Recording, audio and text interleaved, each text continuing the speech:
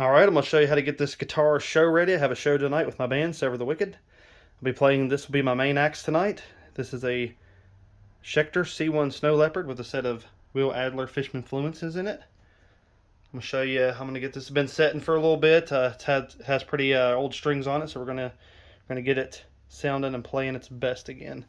We're going to put on a set of 10 to 52 strings. Got my wire cutters there, a tuner, Big Ben's nut sauce, some extra foam. I'll show you where that comes into play later. Some fretboard conditioner, a cloth, and a rubber duck. Just hang out with us while we do this.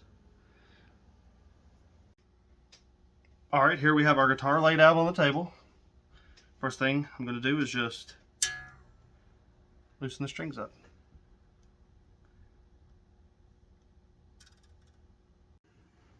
And with locking tuners, this has locking tuners, I like to do the string until the hole in your tuner is straight up and down in alignment with the nut. So this would be like right here. Then do the next string until it's lined up with your nut right there, and so on with all 6 strings. Okay, once you got all those, you know, loosened up and straight up and down with your nut there, I like to just undo the lockers in the back. Now we're just going to take these strings out here. You want to be careful though with string through body guitars like this.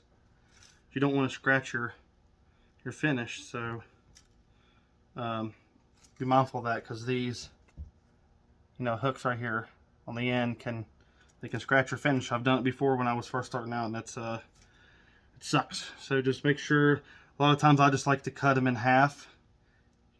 Just cut the string in half, that way it's straight going through it, so you have no fear of scratching your finish down there at the down here. So that's just something I do. Okay, now that all the strings are off, I'm just gonna take a little bit of a fretboard conditioner. Don't want to overdo it. I'm almost out. I need to get some more of this. Okay. There we go. Then just rub that in. You don't have to hit every fret, because you can. Your cloth will get soaked with it. So you just hit all the frets. So even get that little piece down there. This is going to keep your fretboard from cracking. It's going to keep your frets sitting in there good. And, if it dries out, that's when you're going to have fretboard shrinkage. That's how you get fret sprout as well. So yeah, just you don't want to do this every single time you change your strings. I typically do it about every other time.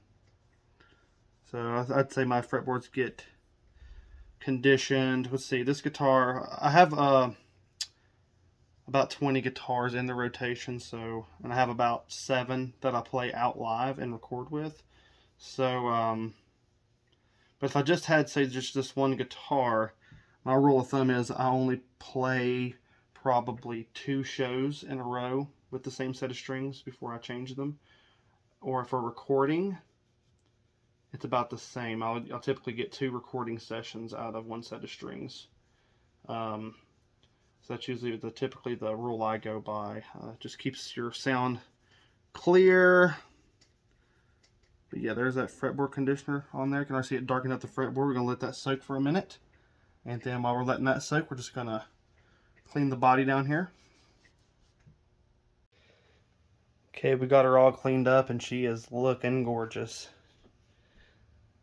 I've always loved the look of this guitar. I've had it for about 4 years now. It's been a consistent guitar that I've used in many shows and recordings. I've had a lot of playing time on this already. It's probably my #1 best playing and sounding guitar I have. It's a lot to thanks to those Fishman Will Adlers. They sound amazing. I actually have a demo of that on my channel if you want to check that out. But if we get it cleaned up, we're going to move on to the next process. Okay, our fretboard has been soaking for about 2-3 minutes. We're going to wipe the excess off here.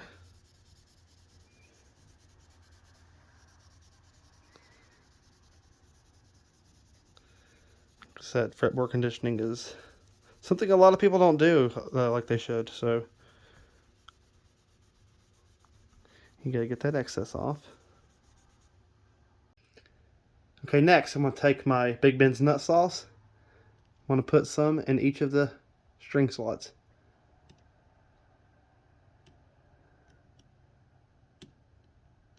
Stuff is very good, and it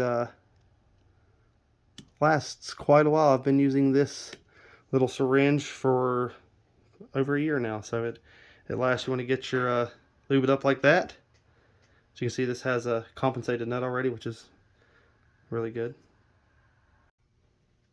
Okay, we got our fretboard conditioned and our nut lubed up, and the back of our tuners are opened up so we can feed the string through. We're just going to start putting our strings on. I'm going to run the string through tight. Put it through the hole in the tuner. Then for a locking tuner, you're going to pull that. Put it in the nut slot, make sure it's on the bridge saddle. Pull it as tight as you can. And twist your locking wheel in the back.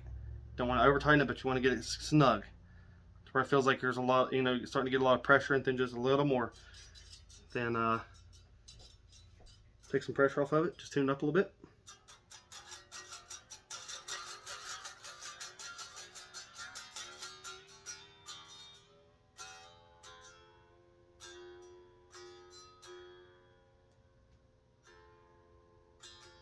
I like to go ahead and cut that excess off now per string.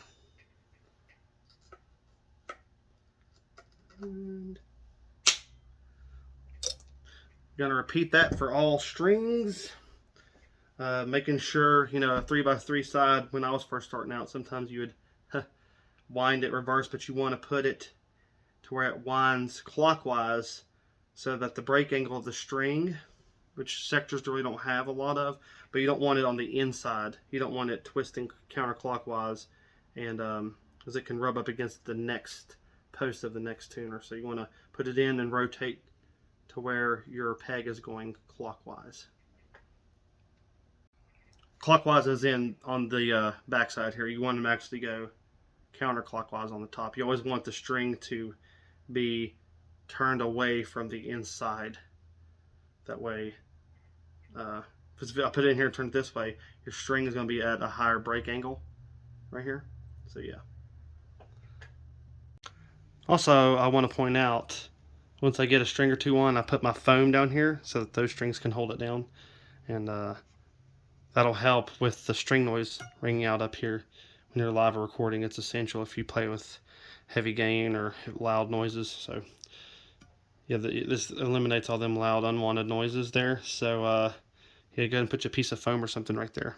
That's going to help out a lot. Okay, now I got all the strings on there. It's not tuned up or anything yet. But I also like to come down here on Tone Pro style bridges where you got that extra string noise down here.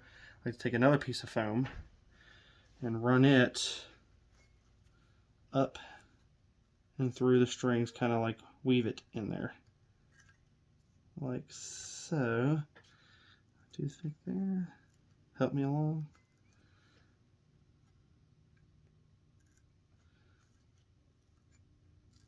Alright. Got our foam on there.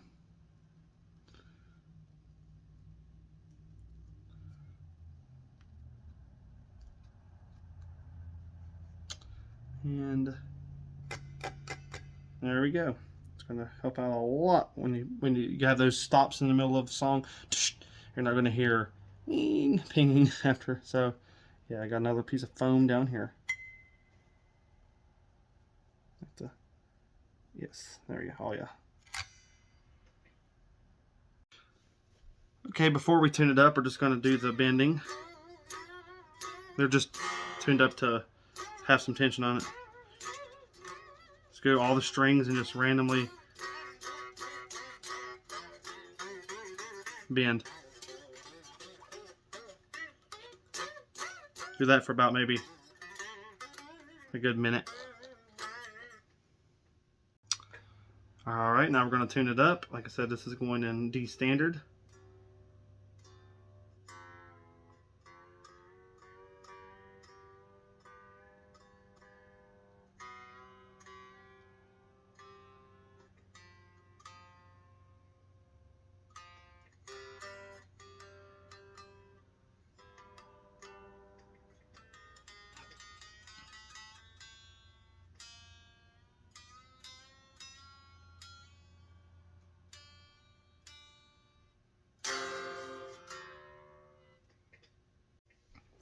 Okay, now we're all tuned up.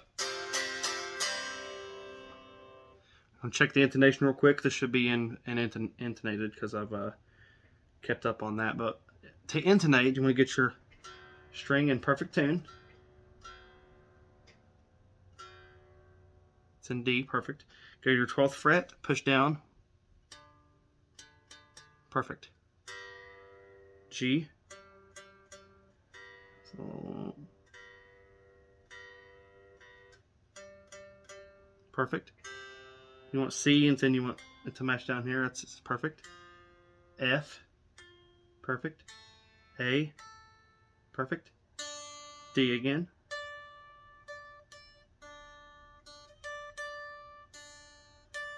Perfect.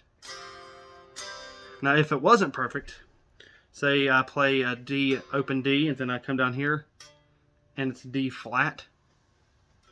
Like it's a little bit flat from D. You would want to move your saddle closer to the nut. That shortens the scale length. And it'd be the exact opposite if it was sharp. You want to lengthen the distance between your string is on your saddle to your nut. That's gonna, think about it like a bass. A bass is longer scale length, so for lower notes. So the lower you need your note to be, you want to lengthen the scale.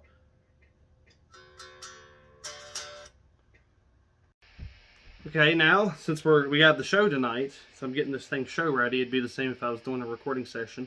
What I want to do now is plug the guitar in, make sure all the switching and all the electronics work properly. So you got your bridge.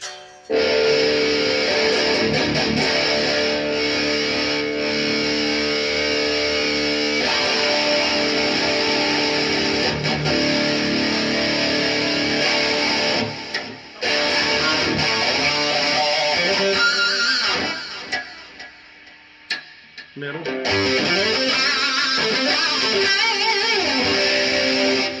Neck.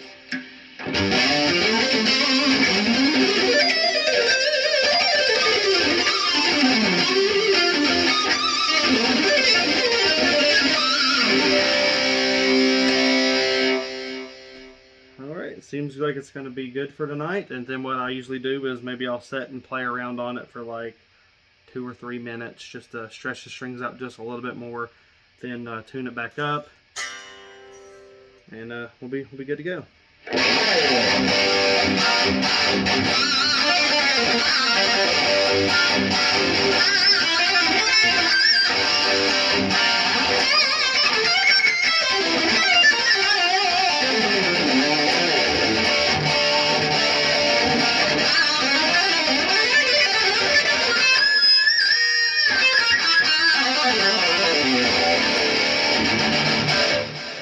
Thanks for watching.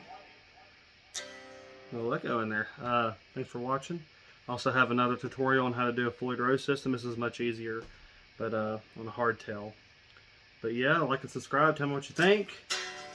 And stay tuned. Might do some pickup swaps or something one day. Might get into some more techie stuff on the channel.